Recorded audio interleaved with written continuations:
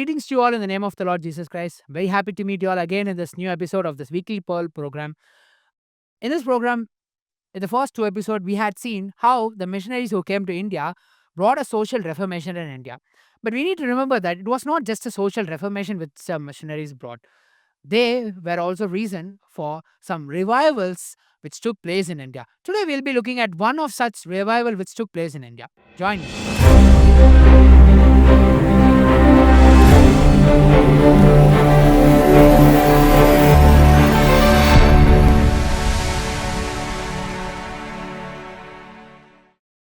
We all know that there are some missionaries who came to India were imprisoned for preaching the gospel. They gave their lives for the name of Christ. They were not permitted to preach the gospel, or even some people died as martyrs. But have you heard about a missionary who died because he prayed so much? There was one person who died because of that. His name is John Hyde. He's a missionary who came from America. He was born in Illinois, United States. And this John Hyde was usually called as Praying Hyde, or some people even call him as an apostle of prayer. Now, John Hyde was sole reason. He was a vessel who God used for the revival which took place in Punjab. Now, in 1892, when John Hyde completed his Bible college at the United States, he got the vision from God, and he was very clear that it was India which was his mission field and where he's going to start his missionary work. So he arrives at Punjab and reaches a mission station which is actually there. Now, Punjab was not a new place for missionaries. There is already a mission station which was established in 1856 by the Scotland missionaries. But there was a problem here. People are not coming to Christ. The missionaries were finding it very difficult to reach out the people or to share this gospel, or they were not finding any success in their ministry. So, whoever missionaries were there, they were getting worn out, they were tired, they were losing their joy, they were finding it very difficult to win souls for Christ. So, when John Hyde came and when he saw this issue, he clearly understood what the problem was and he knew exactly what he had to do. John Hyde starts something called as the Punjab Prayer Union in 1904. So this union was started to a purpose that at any cost, still there's a great spiritual awakening which comes out. They should not stop praying and they should continuously pray to God that God must pour out the Holy Spirit in Punjab, in India. So in 1904, after John starts this Punjab Prayer Union, he conducts a convention meeting. This convention meeting is called as a Sialkot Convention, which is takes place at Sialkot. Currently, this is located in Pakistan, but back then, during those days, this comes under the Indian geography. So, John conducts seven convention meetings from 1904 till 1910. Each and every convention meeting took place around 10 days. And in these 10 days, he did focus on Bible teaching, he did focus on praying, he did focus on praising, but every year, the revival which was poured, the outpour of the Holy Spirit was gradually increasing. Now, when I mean by revival, it was not something which took place in just in one day or just one moment. The revival which took in Punjab was gradual from 1904 till 1910. First in 1904, when this convention meeting was started, this was the first convention after John had come. It was actually planned only for the Presbyterians, for that particular group of people. There are very few believers who attended and very few missionaries and evangelists who attended this meeting. But there was a great outpour of the Holy Spirit, even though there were only few believers. What happened in the first meeting was, in one day, when John goes out to preach, to give the message to a small group of men, he just speaks only for 15 to 20 minutes. But by the end of 20 minutes, when he completes it, he closes his sermon. What happens is that the entire group realizes the love of God and they start to confess their sin. They are all on their knees, they are crying, they are outbursting, they are just experiencing the presence of God like they have never ever experienced it before. And there's a great spiritual awakening which is taking place there. And this started to grow gradually. In 1905, the small group of people became 300 people.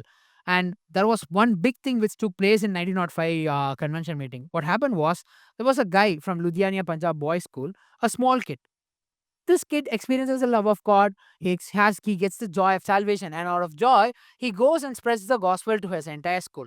And there was a great outburst of the pouring of the Holy Spirit at this particular boys' school, which this guy goes and has the good news.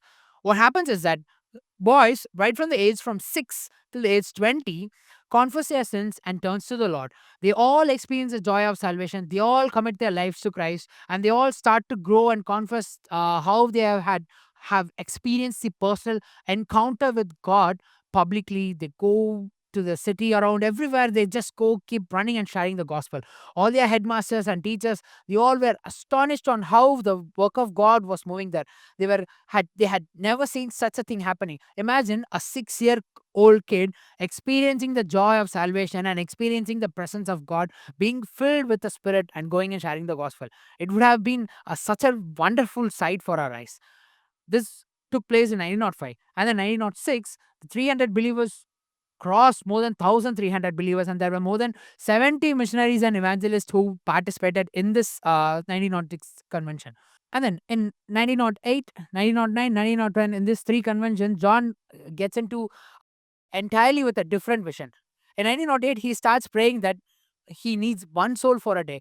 By the end of the convention, God blesses with more than 400 souls. In 1909, he prays for two souls a day, and there are more than 800 people who get saved. And in 1910, he prays for four souls a day, and there are more than thousands of people who get saved.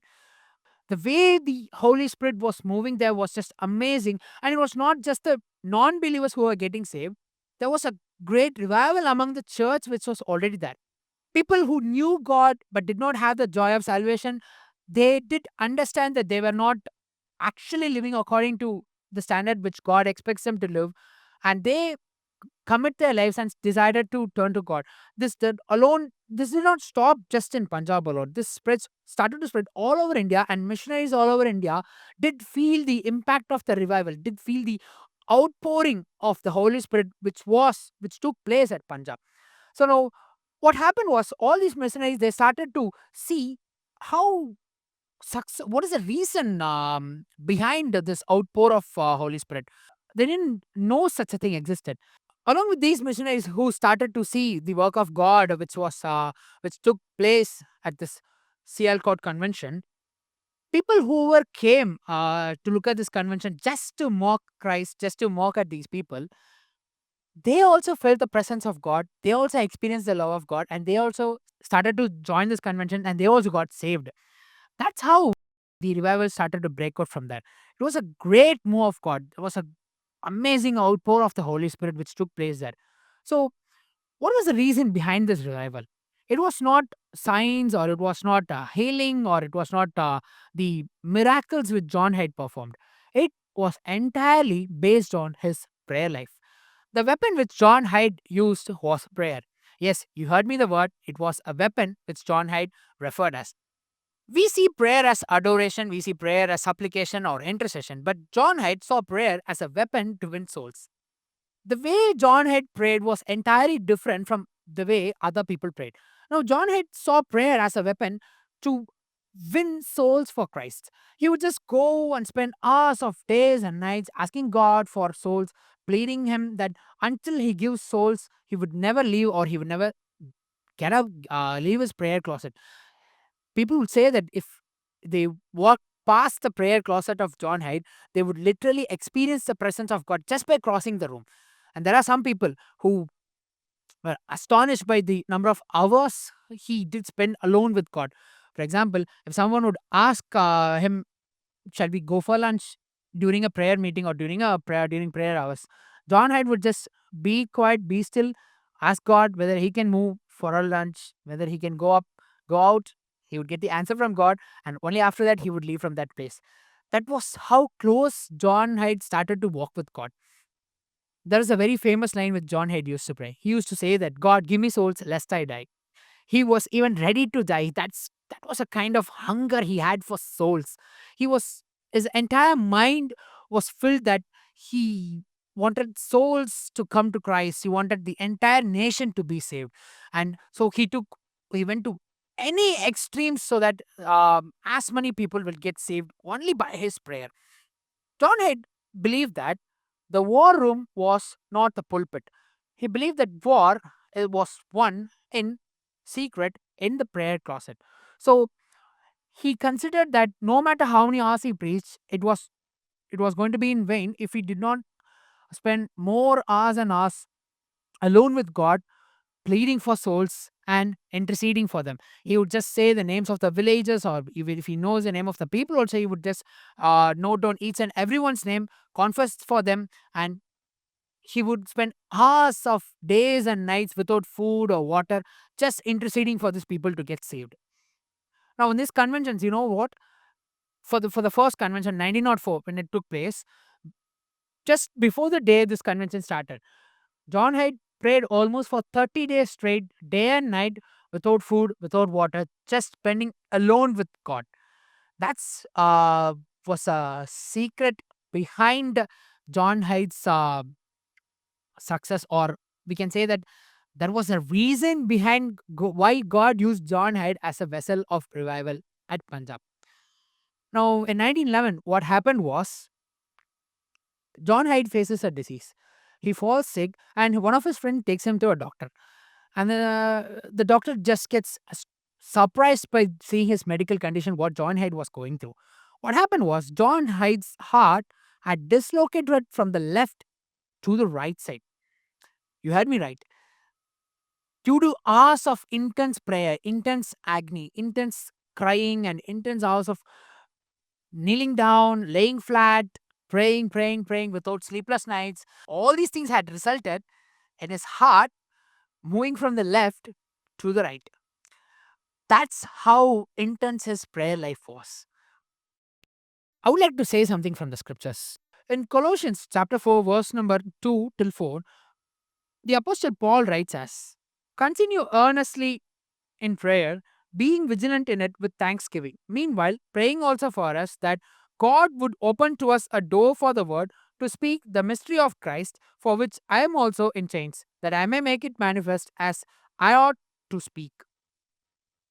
So, Apostle Paul exhorts people to pray so that God would open more doors so that they can take the word of God, they can take the gospel to many people.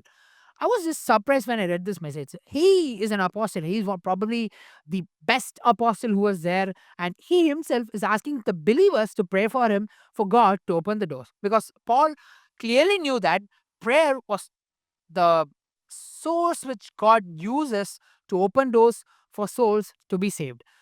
Even Christ asks us to pray that the harvest is more, and he's asking us to pray to the Father that he send more laborers. So prayer is not a simple thing. Today, you might be in a scenario where you are not able to come out, or you're in a situation where you're not able to do a public ministry. You need to remember that you have a weapon, something called as prayer. If in your room you spend hours of time alone with God, God is ready to use you also as a vessel of revival. If it's God's will, we'll meet you in another episode of this Weekly Pearl program. God bless you.